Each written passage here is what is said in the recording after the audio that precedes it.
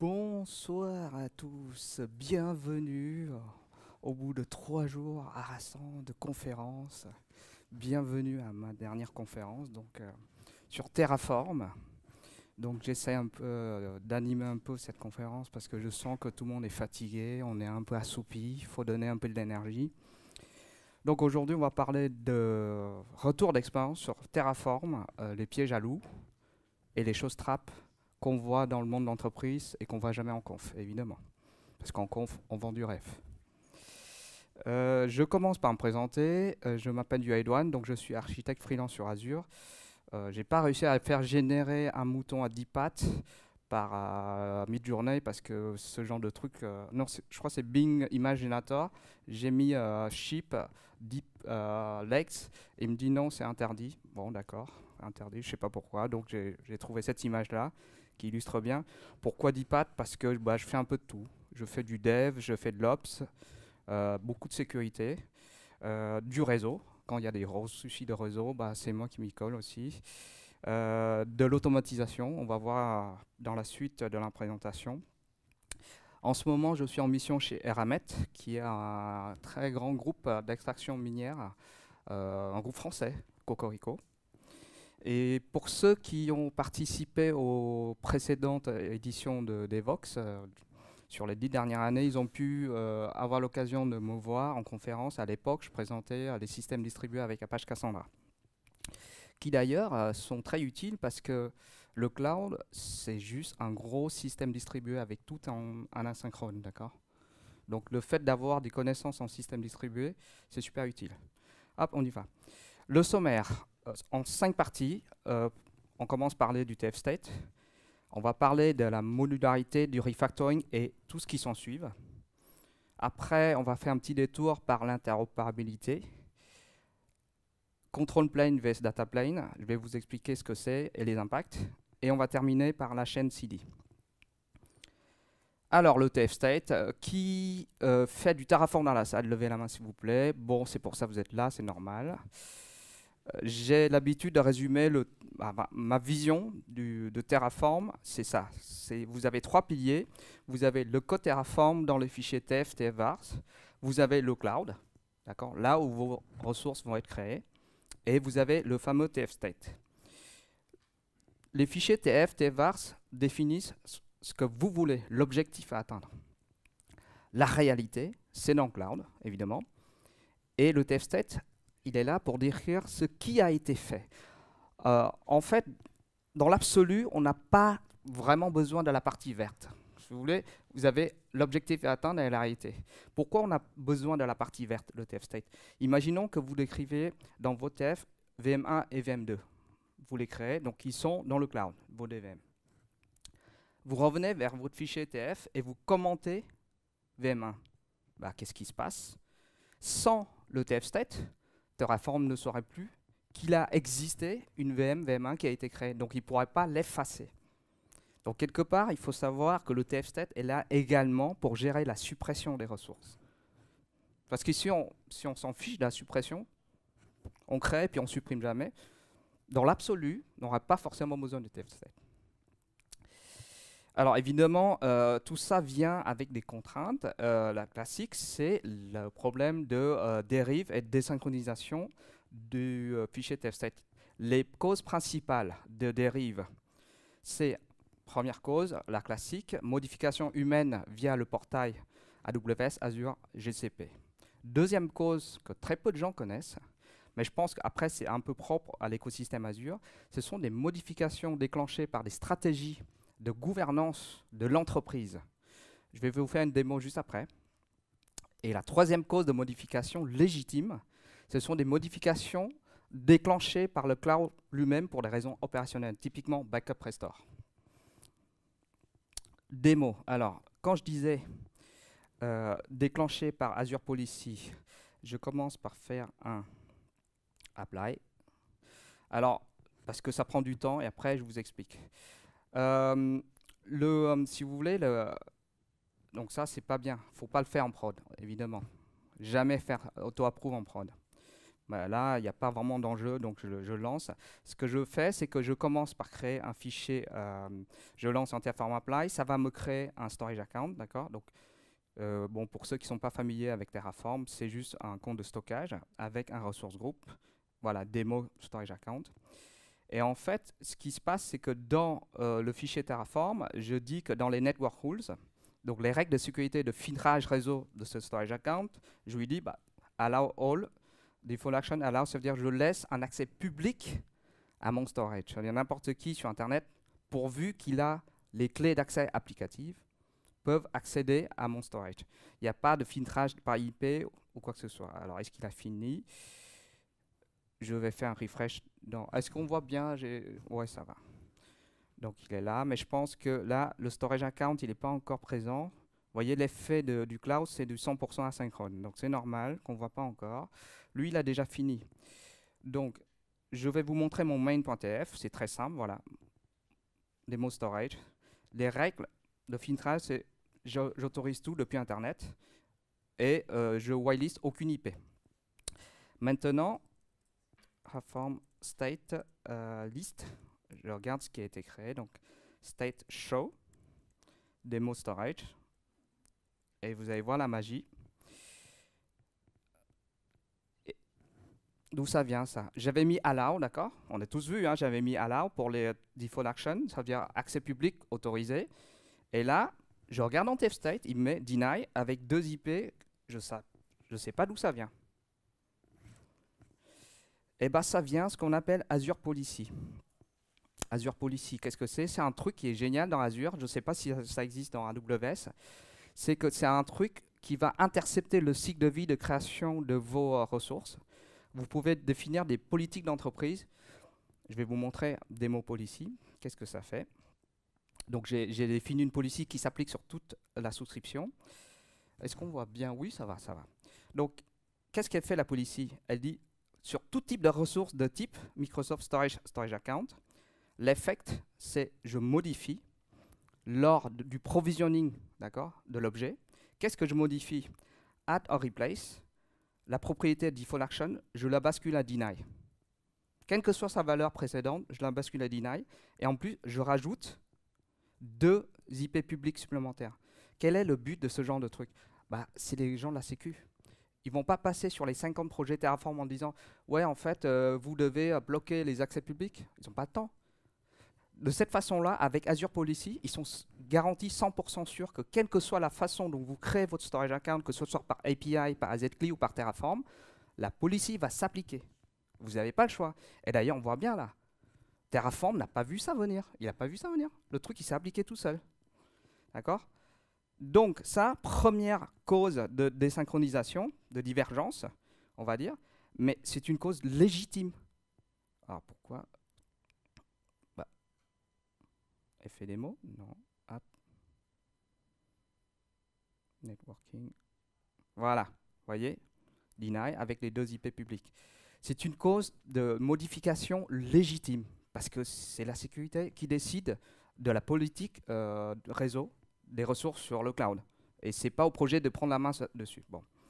Deuxième cause de dérive légitime, backup restore. Ça, on parle de prod là. Je crée un PG en mode SaaS, enfin en mode pass managé par Azure. J'ai un souci parce que quelqu'un a supprimé par erreur une donnée critique. Je fais un restore, d'accord. Donc monsieur Azure me dit ouais, donne-moi le nom de ton nouveau serveur PG.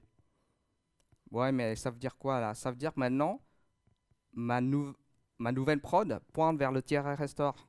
Pendant ce temps, mon TF state et mon TF, ils pointent vers l'ancien objet, vous voyez?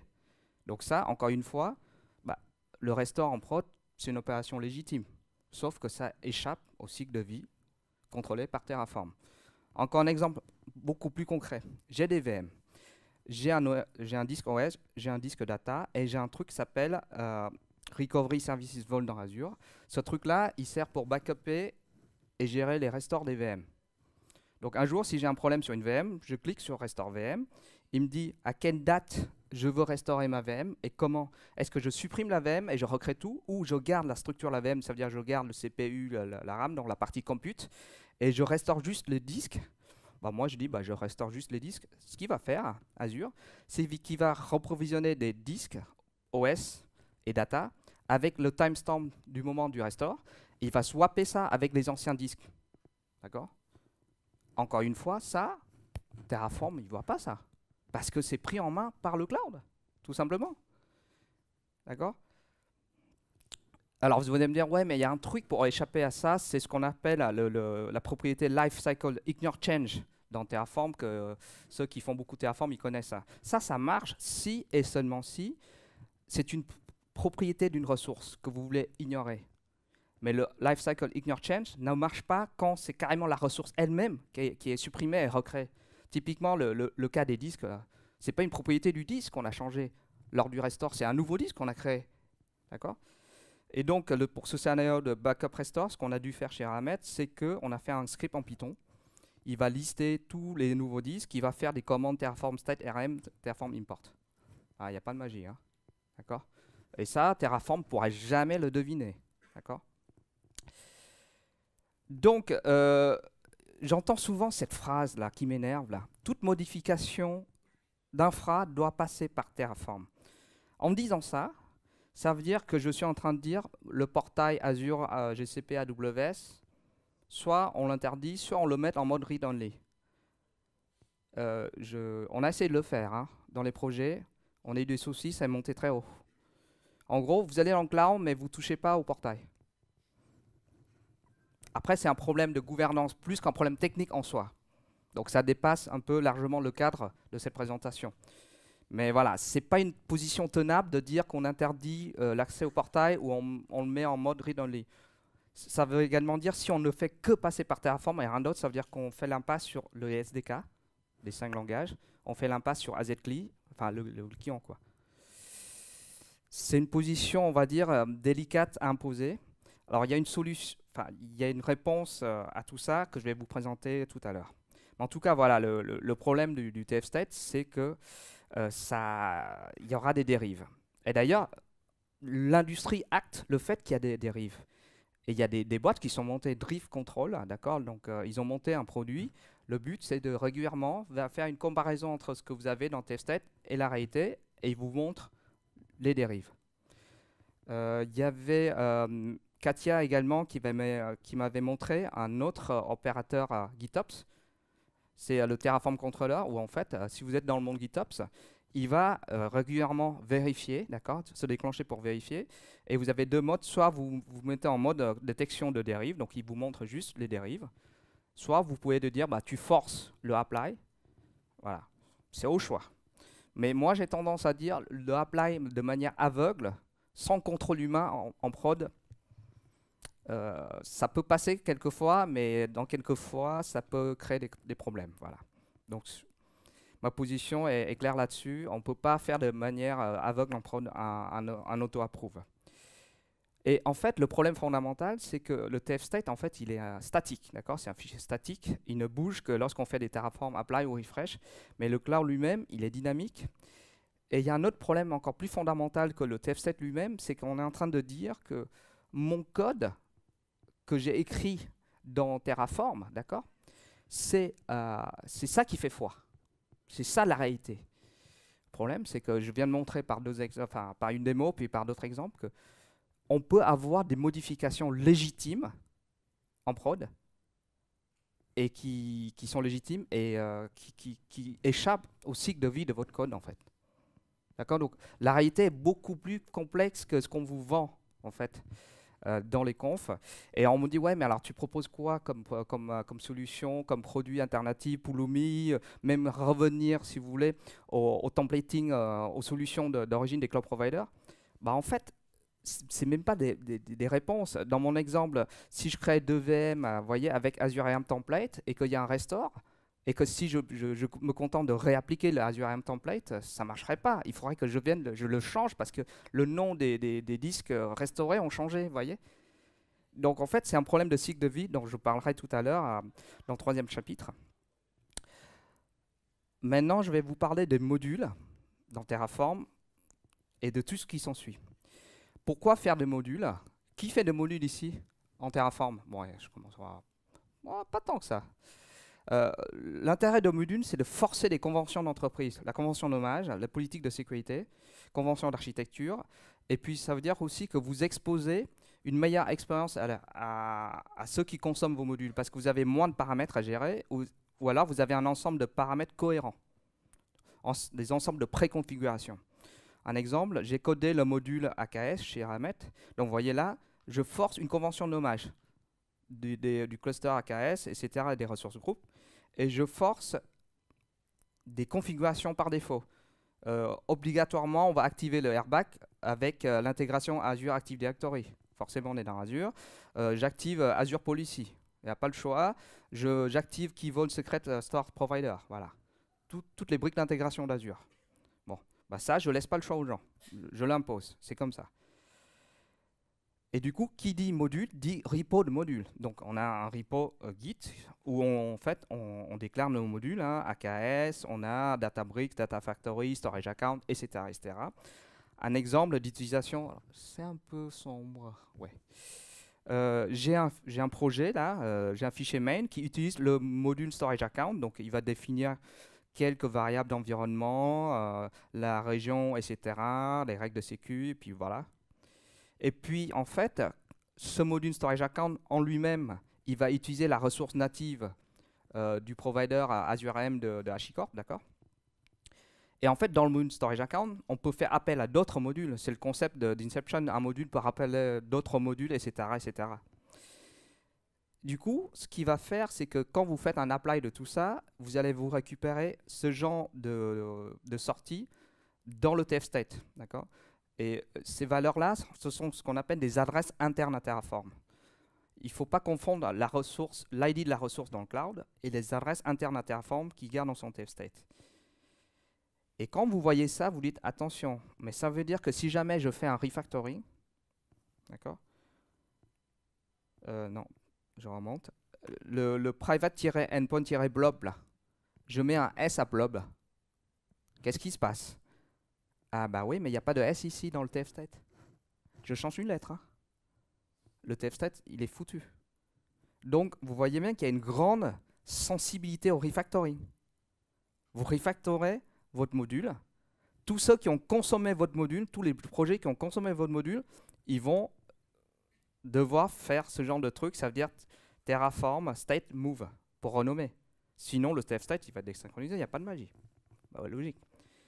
Également, quand on fait des modules, quelque part, le fichier variable.tf, c'est un contrat d'interface qu'on offre au monde externe, d'accord?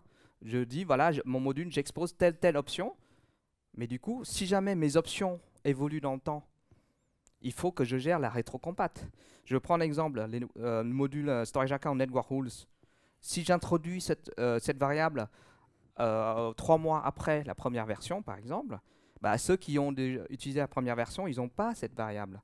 Et pour que ça ne pète pas chez eux, il faut que je définisse des valeurs par défaut. Donc je mets des fois égale nul. Donc même s'ils ne définissent pas, ce n'est pas grave. Mais attention, ça vient avec un coût et une contrainte. C'est que si je mets des fois égale nul maintenant, il faut que je code en défensif. Et oui, je dois faire des checks nuls dans mon code maintenant, avec des blocs dynamiques. Et ouais, c'est pas gratuit tout ça.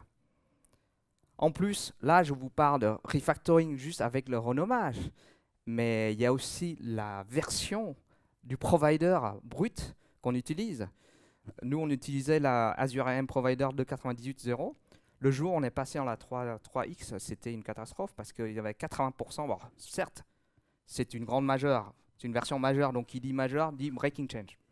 Logique, il y a rien de choquant là-dedans, mais sauf que quand même, il y a 80% des ressources qui ont des propriétés qui ont été renommées. Donc là, bah, tous les TF state des projets, c'était douloureux.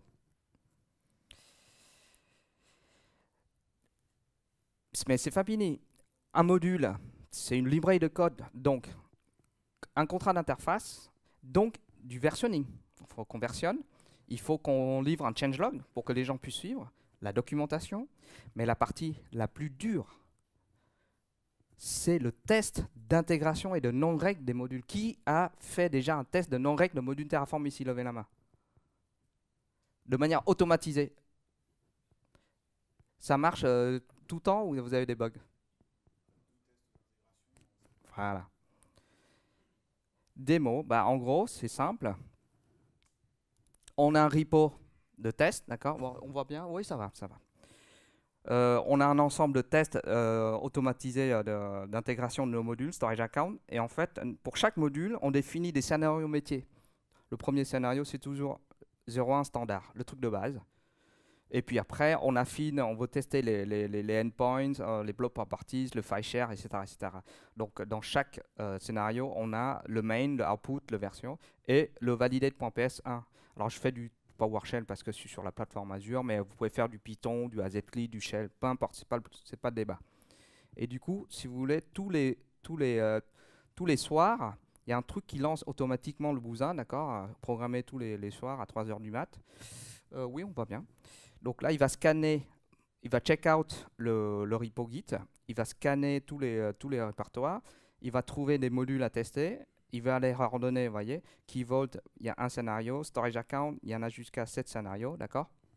Et après, ce qu'il va faire, c'est qu'il va créer des pipelines release dans Azure DevOps de manière dynamique, et il va les lancer, et puis il attend que les scénarios passent un à un, et puis si le scénario passe, regardez, all scenario tested without error. Donc, si ça passe sans erreur, il vire tout, propre, rien à dire. Et si jamais il y a des erreurs, qu'est-ce qui se passe? Eh bien, en fait, alors il faut que je tire ça. On crée un répertoire avec la date du jour, à chaque nuit. Donc, si jamais il y a une erreur, typiquement là, eh ben, il ne supprime pas, il le laisse. Comme ça, le lendemain, quelqu'un vient, il voit qu'il y a un problème la veille, il clique dedans, hop, et là, il peut voir, tiens, il y a pourquoi ça a pété là? Ah oui, parce qu'il y a une propriété, il y a quelqu'un qui a introduit une régression. Voilà. Donc, pour travailler de manière sérieuse avec les modules, si vous n'avez pas à minima une suite de tests d'intégration, c'est très dur de garantir la non-rec en fait. Voilà. Donc ça, je vous présente des bonnes pratiques, enfin, le niveau de maturité qu'il faut avoir si vous vous lancez dans les modules d'entreprise. Voilà. Maintenant, on va parler de l'interopérabilité, gros sujet avec Terraform. Alors, Terraform, c'est un gros client en Go. D'accord. L'avantage, facile à installer, pas de dépendance, ça ne tire pas à la terre entière, très bien. Prise en main, facile. Le problème, c'est qu'il n'y a pas d'API. Enfin, il y a des gens qui disent que le client, c'est l'API. Bon. Comment on fait pour interagir avec Terraform? Parce que autour de Terraform, on a un ensemble d'écosystèmes, d'outillage CI/CD. Donc les classiques, c'est quoi? C'est pour injecter des valeurs en entrée de Terraform, ce qu'on utilise, c'est le fichier var avec un système de templating. D'accord? Bon, bah, vous prenez le moteur de templating de votre choix. Il y en a 36 000 sur Terre, d'accord? Et au runtime, juste avant de faire le plan ou apply, vous valorisez toutes ces valeurs-là avec votre moteur de templating. Il y a une autre façon de faire, c'est passer des arguments via des variables d'environnement, mais quand vous avez beaucoup de variables, ça devient horrible. Ça, c'est pour le côté input. En sortie maintenant, comment récupérer les outputs de Terraform? Bah, il y a une commande. Terraform output-json. Oui, mais attendez, la commande, elle sort sur stdout. Hein. Il n'y a pas d'API. Donc, en gros, dans Azure DevOps, je parle d'Azure DevOps parce que je connais bien l'écosystème, il y a un gars, s'appelle Raoul Arieta, il a créé une tâche, s'appelle Terraform Output. Alors, vous pourrez aller voir son code source, c'est du JS. Hein. Bah, c'est simple, run with Terraform, with JSON Output, ça donne un result. Il fait un JSON parse, resume.stdout. Voilà. 2023, on parse le stdout pour récupérer les outputs. Il n'y a pas d'autre solution. Voilà. Ça marche. Bon. Alors, ça marche pour les valeurs scalaires. Si vous avez des listes, des maps, des objets compliqués, ouais, ça parse, mais après, vous faites quoi? Toujours le même débat. En sortie, il y a encore des trucs plus exotiques. Il y a des gens qui disent, bah, tiens, je peux stocker ma variable de sortie dans un blob ou dans Azure ou dans un truc dans S3 ou même dans une clé dans DynamoDB, peu importe. Ouais, mais si vous avez des valeurs sensibles, secrètes, comment ça se passe? Et puis il y en a qui sont des trucs plus folkloriques avec un local file et puis bah, ils valorisent leur fichier d'env comme ça. Bon, bref, voilà, le résumé, c'est aujourd'hui, en entrée, variable d'env ou un système de moteur de templating sur le TF-vars et en sortie, parsing de JSON en stdout ou pousser des valeurs dans les stockages. C'est pour ça qu'on entend souvent ce fameux conseil, si tu as créé avec Terraform, il faut rester dans Terraform. Hein, on a tous entendu ça. Hein. Le problème, c'est que le manque d'interopérabilité est tel qu'il est beaucoup plus confortable de rester dans Terraform. Mais là, on me vend, ouais, on fait du cube pour éviter pour faire du multi-cloud, pour éviter de se locker à un cloud provider. Mais là, on est en train de se locker à un vendor. Là, je suis désolé. Hein. Cette phrase-là, ça veut dire que tu vas rester dans Terraform. Voilà. Maintenant, je vais parler du control plane vs data plane et le cycle de vie. Ça, c'est la bonne réponse cycle de vie. Vous allez voir pourquoi. Alors déjà, je commence par définir control plane et data plane. Control plane, c'est ce qui gouverne la création et la configuration des infrastructures dans le cloud. Donc, ce qui gouverne le contenant. Et data plane, c'est ce qui gouverne les données d'une ressource cloud, donc le contenu. Exemple concret, VM. Le control plane d'une VM définit la taille de la VM, la région, l'IP, le subnet. Le data plane, ça définit toute la partie cloud init, les comptes users, tous les packages installés. Pour un storage account Azure ou un bucket AWS, le control plane, c'est quoi? Pareil, SKU, région, filtrage réseau. Et data plane, c'est les blobs, c'est le contenu, quoi, les data. A priori, on nous a vendu Terraform comme un outil pour gérer l'infrastructure. L'infrastructure, les mots ont une importance. Donc, a priori, Terraform se place au niveau control plane. Mais, il y a la théorie et la réalité.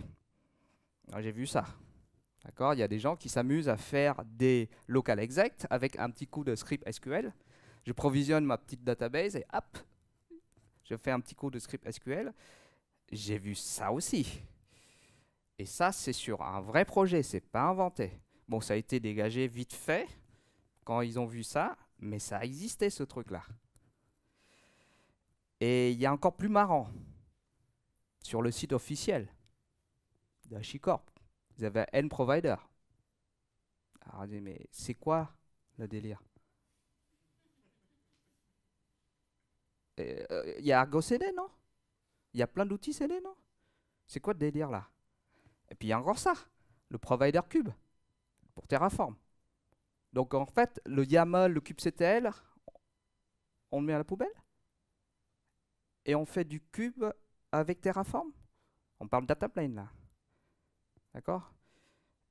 Et en gros, c'est un problème récurrent dans l'informatique qui revient tous les X années. Au début, vous avez un produit qui marche super bien pour un périmètre donné, génial. On commence à l'utiliser, on l'adore, on fait la pub.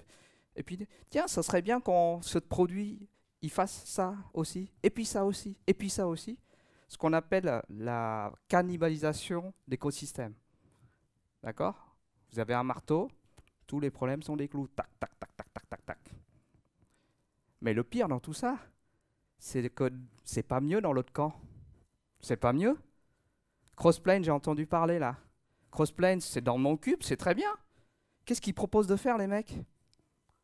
Allons-y. Créons de l'infra avec cube. Voyons voir. Pourquoi pas? Mais c'est en train de faire le boulot Terraform là.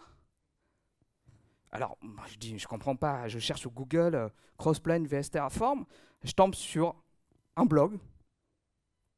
La justification. Je lis.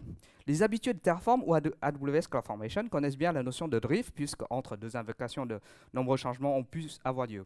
Le risque de drift peut être réduit par des invocations automatiques et régulières depuis une chaîne de déploiement continu, par exemple.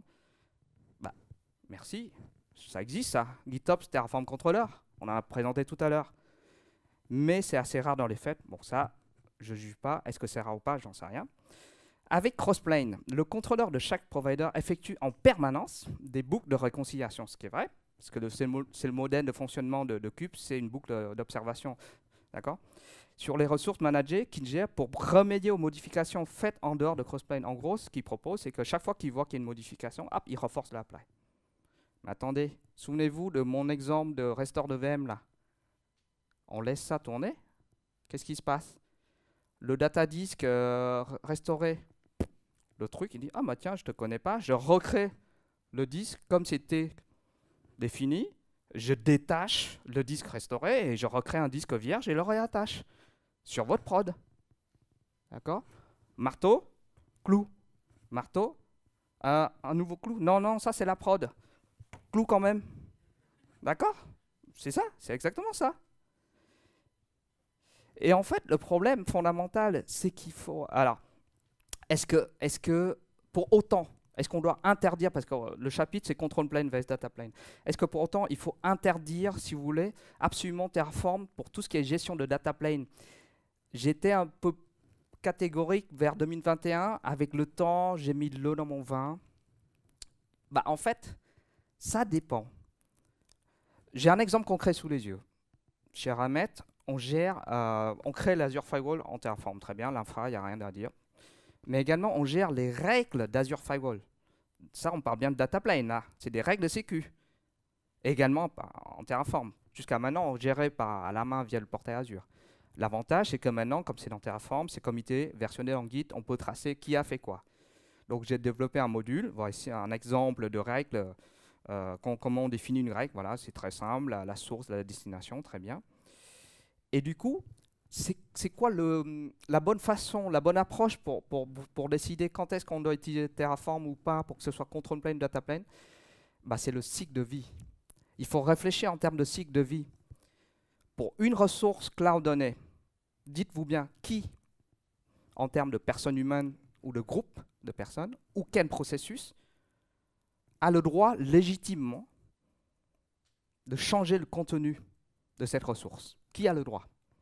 Si vous avez un groupe ou un process bien défini et vous êtes 100% sûr qu'il n'y aura pas d'autres acteurs qui viennent changer votre ressource, alors là, dans ce cas-là, vous pouvez utiliser Terraform ou Pulumi, etc.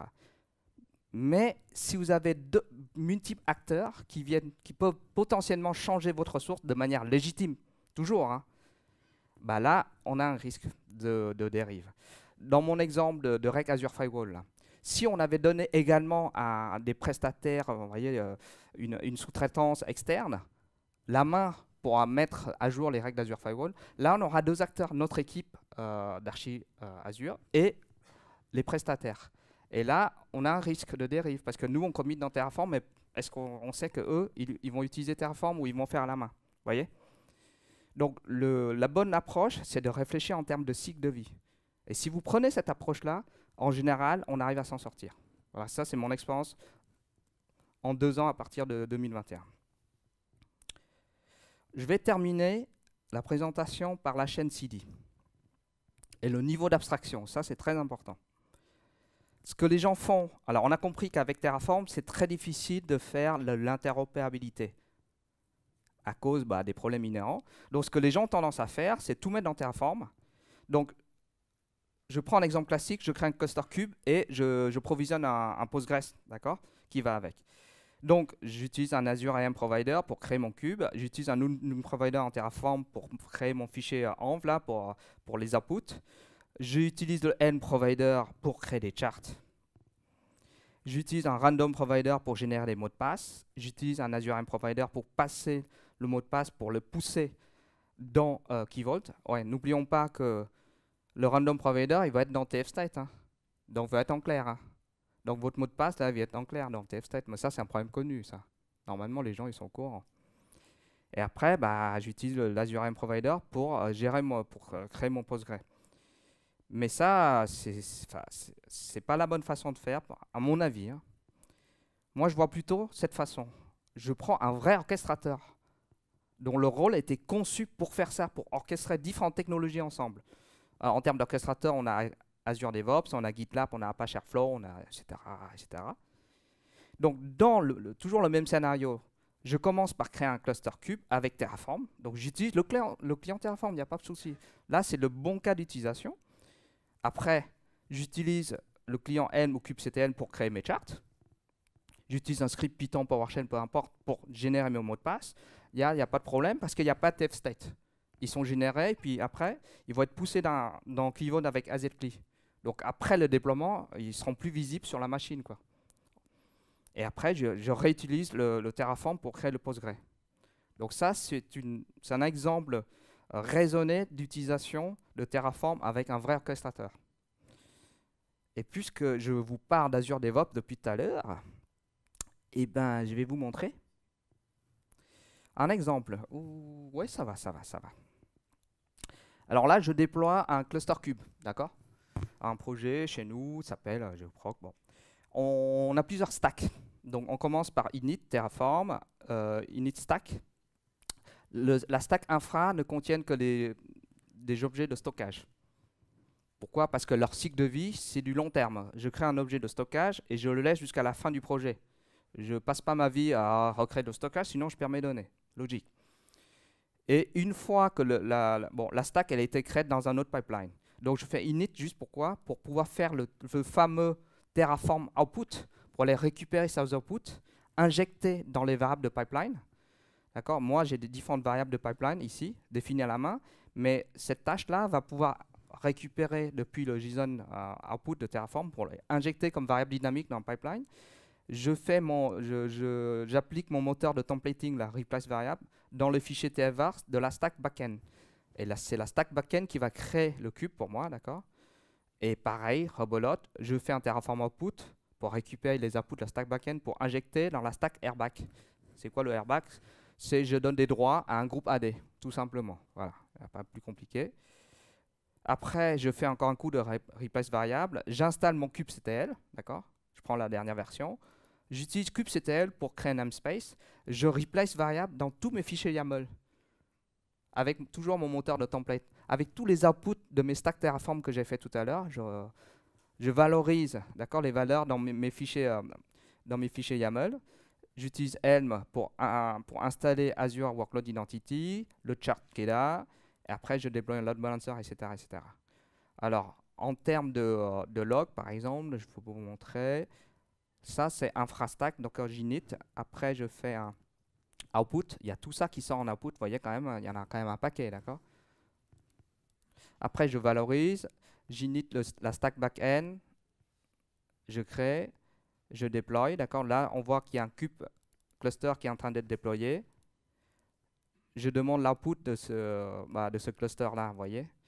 Et après, je valorise l'output dans la stack airback, vous voyez? Les différentes valeurs dans le params.tvar qui sont valorisées. Donc, etc., etc., etc., etc. Donc là, vous voyez, une chaîne de déploiement avec, à chaque étape, j'utilise le bon outil, le bon client pour la bonne techno.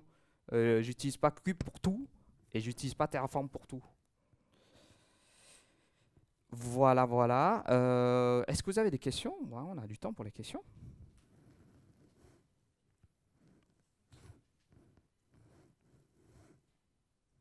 Pas de questions. C'est la fin de journée, ils sont fatigués. Bon, c'était clair, j'espère. Bon, voilà. Ah, il y a une dame qui a une question. Ah, oui, le micro.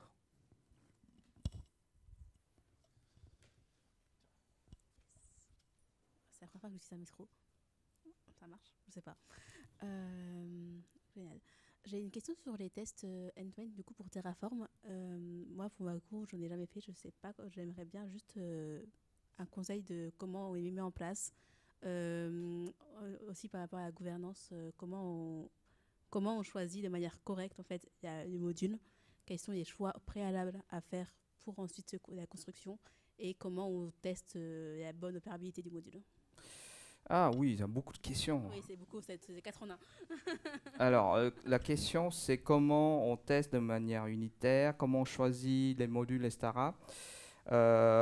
Donc déjà, je reviens vers mes exemples de storage account. En fait, déjà, bon, les modules, vous faites les modules que vous considérez comme comment dire, utiles à vos projets. Déjà, en termes de test, j'essaie de faire une stratégie. Premier test, c'est toujours 0,1 underscore standard. Ça veut dire que dans mon script de validation, je valide toutes les propriétés. Par exemple, si je crée un storage account avec telle properties, derrière, je valide avec mon script. Donc, vous faites en Python, peu importe le langage, vous validez que les propriétés que vous avez mis en entrée existent bien réellement une fois que la ressource est créée. Mais n'oublions pas, alors là, la question est très bonne parce que j'en ai pas parlé. Il y a un test qu'il faut systématiquement faire parce que moi, je suis toujours orienté un peu réseau comme gars. Test de connectivité réseau, cher ami. Bah oui, parce que vous créez votre ressource dans un environnement d'entreprise avec toutes les barrières de réseau, Azure Firewall et tout le tralala qui va avec. Assurez-vous que votre ressource est contactable. Et du coup, le test de connectivité, ça veut dire depuis ma machine de Bune qui lance les tests, je fais un ping, par exemple sur un storage account, je vais pousser un blob et je vais essayer de le récupérer. D'accord? Et ça, rien que ça déjà, ça valide que d'un point de vue réseau, ça passe. Donc, ne pas oublier le test de connectivité. Et typiquement, sur un AKS, c'est quoi le test de connectivité? Je pousse une image Docker, bidon, quoi, un Echo HTTP server. Je fais un curl dessus pour dire Toto. Et si je reçois Toto en retour, ça veut dire que la connectivité passe. Donc ça, c'est un test à ne pas oublier. Et également, dans la structure des tests, je commence toujours par le scénario standard. Ça veut dire quoi? Et en plus, les autres tests sont dépendants. Ça veut dire que si le scénario standard ne passe pas, ça ne sert à rien de tester les autres parce que c'est le cas basique n'est même pas validé. Le reste ne va jamais marcher. Parce que plus on avance dans le scénario, plus c'est des fonctionnalités spécifiques qu'on teste, des fonctionnalités avancées. Voilà, c'est comme ça qu'on a conçu, si vous voulez, nos tests. Quoi d'autre à dire? Après, les scénarios métiers, en fait, ça dépend du contexte du projet. Par exemple, nous, on avait jusqu'à du FindShare, du website, et puis récemment, on avait eu besoin d'une fonctionnalité SFTP sur les storage accounts de chez Azure. Bon, on a dû rajouter la fonctionnalité dans le module avec la valeur par défaut égale à nul, la classique, et on a dû rajouter test pour, pour valider qu'on ne va pas faire des régressions, etc. D'autres questions? Oui. Moi, j'avais une question par rapport à... D'abord, merci pour la présentation, parce qu'elle était chouette et je retrouve beaucoup de choses, beaucoup de bonnes pratiques que je mets en place aussi. Donc, ça me conforte dans ce que je fais. Je suis assez étonné par ce que tu racontes sur les histoires d'Azure Policy que je ne connaissais pas. Parce qu'à un moment donné, quand même, Terraform, il récupère un certain nombre d'éléments d'information sur la création, le provisioning de ta ressource. Or là, ce que tu dis, c'est que l'Azure Policy, elle vient pour intercepter lors de la création de la ressource. Donc la ressource, une fois qu'elle est créée... Lors de la création ou la modification même. Ah, donc en fait, c'est modifié après création. En fait, l'Azure Policy, elle passe en modification après création. Ouais. Parce que donc Terraform, il récupère la V1 de ta ressource, quoi, finalement. Oui, voilà. Mais si tu fais un plan, juste après, il dit... je vois un deny, mais dans le TF, il est allowed, donc il va vouloir réappliquer. Et si tu mets une boucle continue comme crossplane, là, tu es mort parce que tu passes ta vie à réconcilier, en fait. Ce que je veux dire, c'est est-ce que c'est pas juste un bug du provider Terraform qui prend pas en compte cette fonctionnalité spécifique et donc qui récupère les versions... Le problème, c'est que... il ne t'appartient pas, toi, dans le projet, de définir les Azure Policy. Des fois, là, je vous montre parce que j'ai les droits, mais dans les projets, les mecs, ils ne voient même pas les Azure Policy. C'est la sécu centrale de tout le groupe qui définissent les policies de sécurité. Non, là-dessus, on est d'accord. Mais par contre, ces Azure Policy, elles s'appliquent en modification a posteriori de la création? Non, au moment même de la création, ils changent la payload, tu vois. Mais donc, donc ça devrait être récupéré lors de, quand le. Il récupère, tu vois bien qu'il récupère quand je fais un tf-state à show là, il voit que ça a été déjà modifié. C'est le tf-state. D'accord. Donc ça on l'a bien dans le tf-state. Ouais. Ok, donc après, ce qu'on peut voir, c'est... oui, mais du coup, si tu fais un appel de nouveau, le TF... Ok, donc tu as un décalage entre ton... Oui, bien sûr, voilà. Tu l'as mais jamais au moins, on est d'accord. Mais par contre, ton TF, au moins, il est ok. Voilà. Ouais, ok, d'accord. Et le pire dans ça, c'est que tu dis, mais j'ai qu'à mettre ça maintenant par défaut dans tous mes storages, dans mon module.